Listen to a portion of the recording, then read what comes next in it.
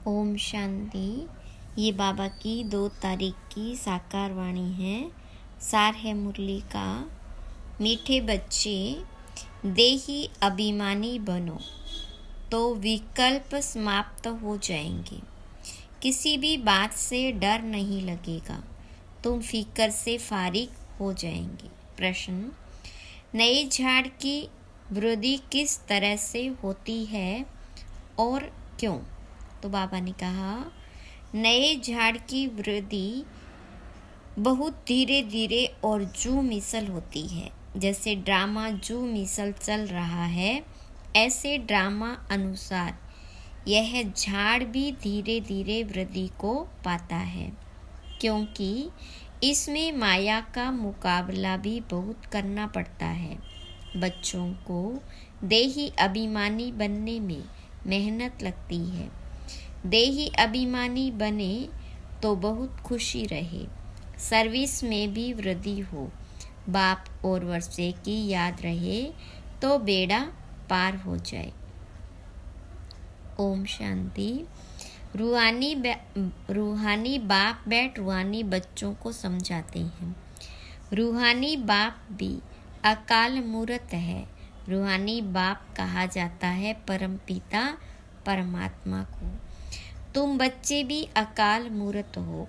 तुम सिख लोगों को भी अच्छी तरह से समझा सकते हो। यूं तो कोई भी धर्म वालों को समझा सकते हो। यह भी बाबा ने बताया है कि यह झाड़ धीरे धीरे बढ़ता है। जैसे ड्रामा जू मिसल चलता है, वैसे झाड़ भी जू मिसल बढ़ता है। पूरा कल्प लगता है बढ़ने में। अभी तुम्हारा यह नया झाड़ है। तुम बच्चों की भी कल्प की आयु हो जाती है। 5000 वर्ष से तुम चक्र लगाते हो। जो मिसल यह चक्र चलता है। पहले पहले तो आत्मा को समझना है, यही डिफिकल्ट बात है। बाबा जानते हैं ड्रामा अनुसार आहिस्ते आहिस्ते झाड़ बढ़ता है, क्योंकि माया का मुकाबला होता है। इस समय उसका राज्य है। फिर तो रावण ही नहीं रहता। तुम बच्चों को पहले देही अभिमानी बनना है। देही अभिमानी बच्चे सर्विस बहुत अच्छी करेंगे और बहुत खुशी में भी रहेंगे। बुद्धि में फालतू विकल्प नहीं आएंगे। गोया तुम माया पर जीत पाते हो, तो फिर तुमको कोई हिला न सके। अंगद का भी दृष्टांत है ना, इसलिए तुम्हारा महावीर नाम रखा है। अभी तो एक भी महावीर नहीं, महावीर पिछाड़ी में बनेंगे, सो भी नंबरवार। जो अच्छी सर्विस करते हैं उनको महावीर की लाइन में रखेंगे। अभी वीर है, महावीर पिछाड़ी में होंगे। जरा भी कोई संशय नहीं आना चाहिए। कोई तो बहुत अहंकार में आ जाते हैं, कोई की भी परवाह नहीं करते। इसमें तो बड़ी निर्माणता से कोई को समझाना होता है। अमृतसर में सिखों की तुम सर्विस कर सकते हो। संदेश तो सबको एक ही देना है। बाबा को याद करने से तुम्हारी आत्मा की कट उतर जाएगी। वो लोग कहते हैं जप साहेब को, साहेब की महिमा भी है। एक ओंकार सतनाम अकाल मूर्त। अब अकाल मूर्त कौन? कहते हैं सतगुरु। अकाल मूर्त तो आत्मा है, उनको कभी काल खा न सके। आत्मा को तो पार्ट मिला हुआ है, सो तो पार्ट बजाना ही है। उनको काल खाएगा कैसे? शरीर को खा सकता है। आत्मा तो अकाल मूर्त है। तुम सिखों के पास जाकर भाषण कर सकते हो, जैसे गीता वाले भी भाषण करते हैं। तुम बच्चे जानते हो भक्ति मार्ग की तो अथाह सामग्री है। ज्ञान जरा भी नहीं, ज्ञान का सागर है ही एक बाप। मनुष्य को ज्ञानवान नहीं कहा जाएगा। देवताएं भी तो मनुष्य है ना, परंतु दैवी गुण है, इसलिए देवता कहा जाता है। उन्हों को भी बाबा से ही वर्षा मिला था। तुम भी इस राजयोग से विश्व के मालिक बन रहे हो। सतगुरु अकाल कहते हैं ना, सत्य तो वह एक ही बाप है, वही पतित पावन है। दो बाप का भी परिचय देना है। तुमको भाषण के लिए 2 मिनट मिले तो भी बहुत है, 1 मिनट 1 सेकंड मिले तो भी बहुत है। जिनको कल्प पहले तीर लगा होगा उनको ही लगेगा, कोई बड़ी बात नहीं, सिर्फ पैगाम देना है। बाबा ने समझाया है, समझो गुरु नानक आता है तो वह कोई मैसेज नहीं देते कि तुमको वापस घर चलना है।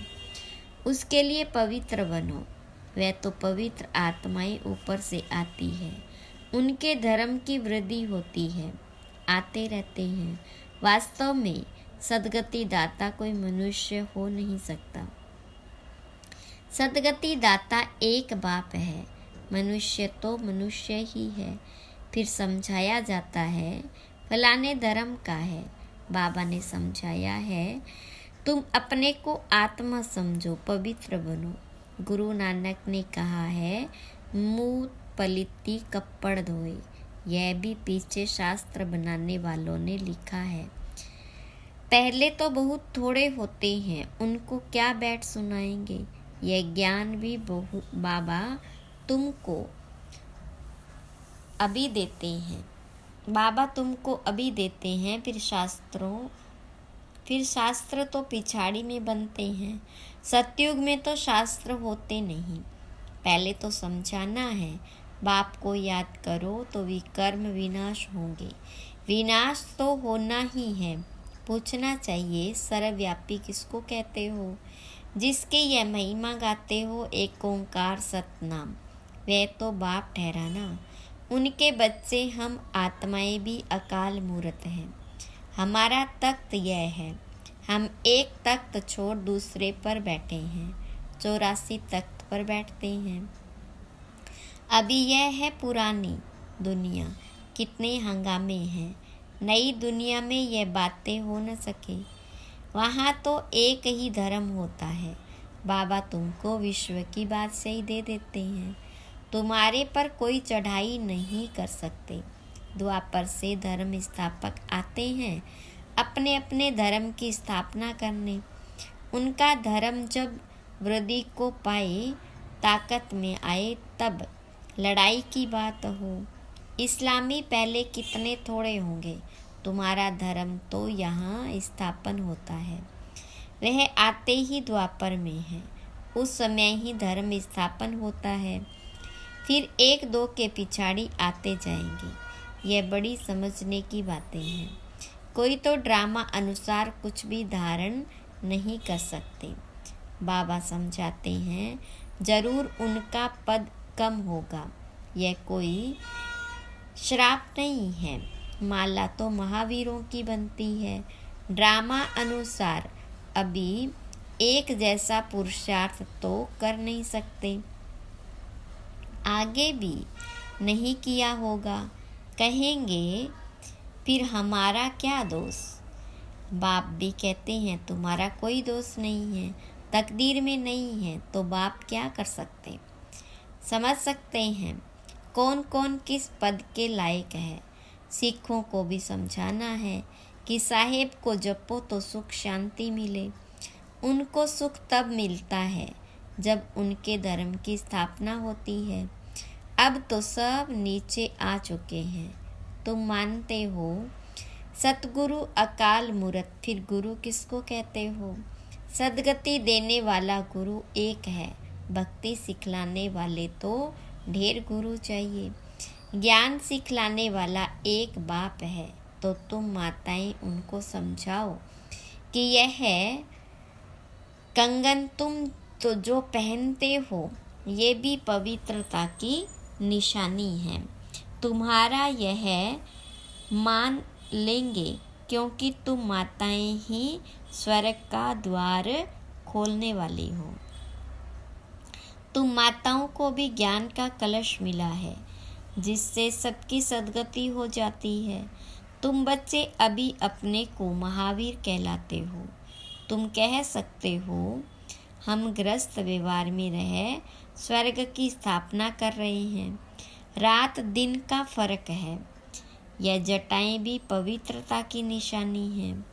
अकाल मूर्त पतित पावन बाबा की महिमा पूरी करनी चाहिए।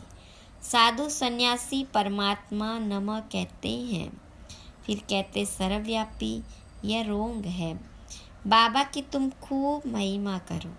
बाबा की महिमा से तुम तर जाते हो। जैसे कहानी है, राम राम कहने से पार हो जाएंगे।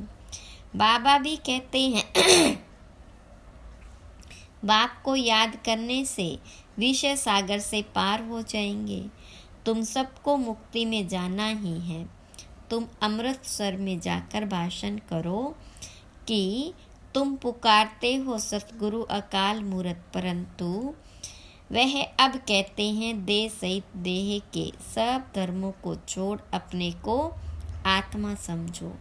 बाबा को याद करो तो पाप भस्म हो जाएंगे, अंत मते सो गति हो जाएगी। शिव बाबा अकाल मूर्त निराकार है। तुम आत्मा भी निराकार हो। बाबा कहते मेरा शरीर तो है नहीं, मैं तो लोन लेता हूँ। मैं आता ही पतित दुनिया में हूँ, रावण पर जीत पाने। यहाँ ही डायरेक्शन दूंगा, क्योंकि पतित होते ही पुरानी दुनिया में है। नई दुनिया में एक ही देवी देवता धर्म था। उस समय और सब शांति धाम में रहते हैं।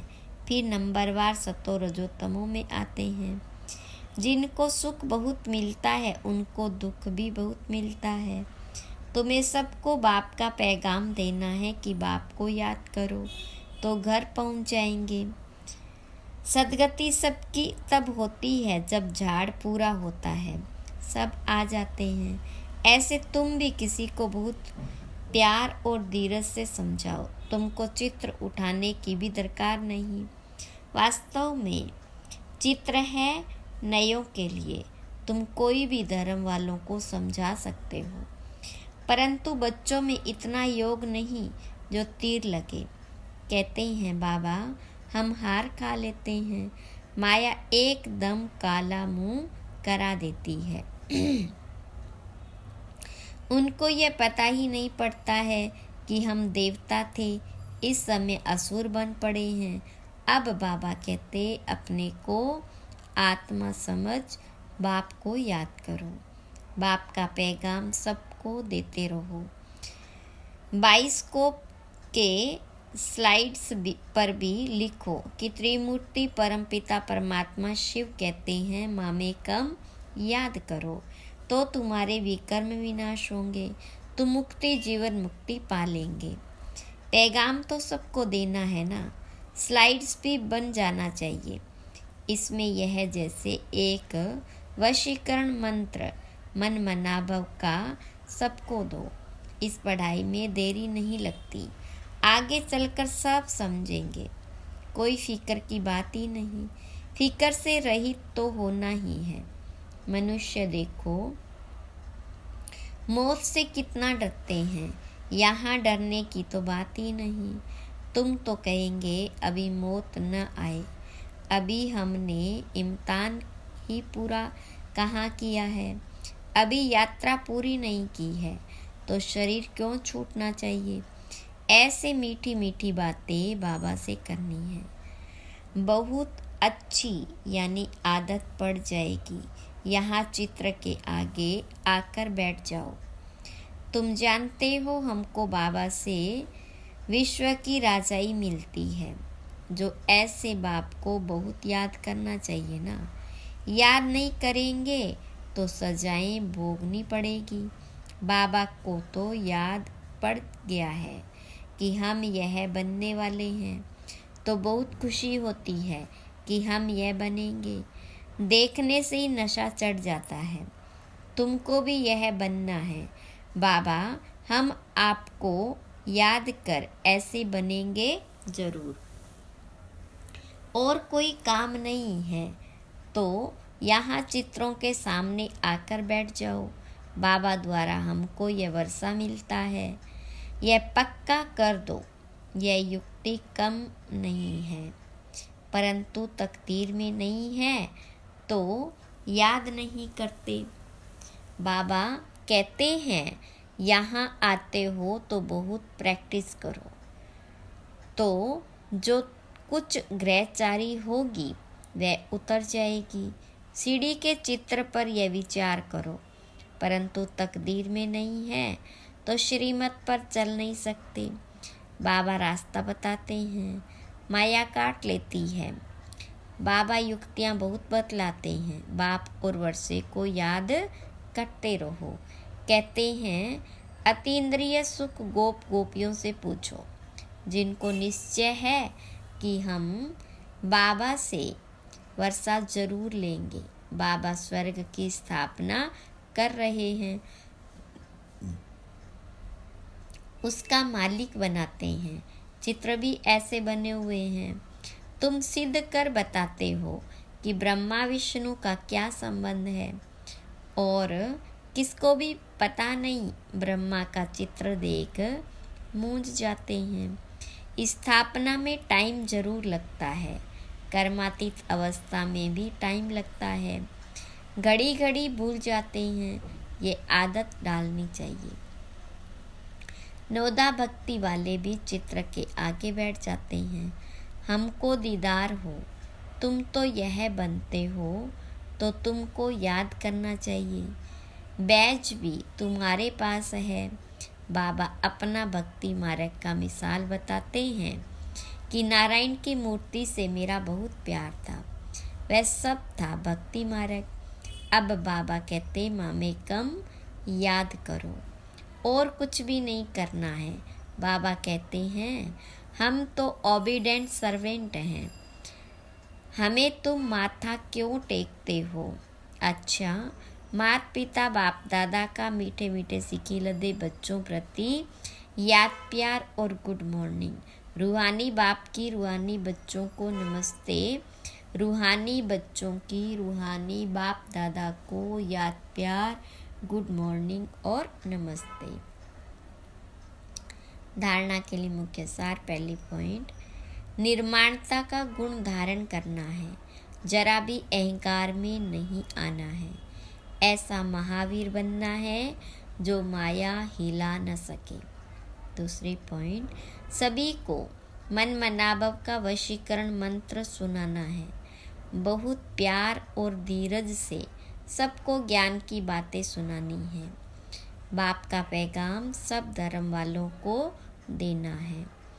वरदान, कर्म और संबंध दोनों में स्वार्थ भाव से मुक्त रहने वाले। बाप समान कर्मातीत भव। विस्तार, आप बच्चों की सेवा है सबको मुक्त बनाने की, तो औरों को मुक्त बनाते स्वयं को बंधन में बांध नहीं देना। जब हद के मेरे से मुक्त होंगे तब अव्यक्त स्थिति का अनुभव कर सकेंगे।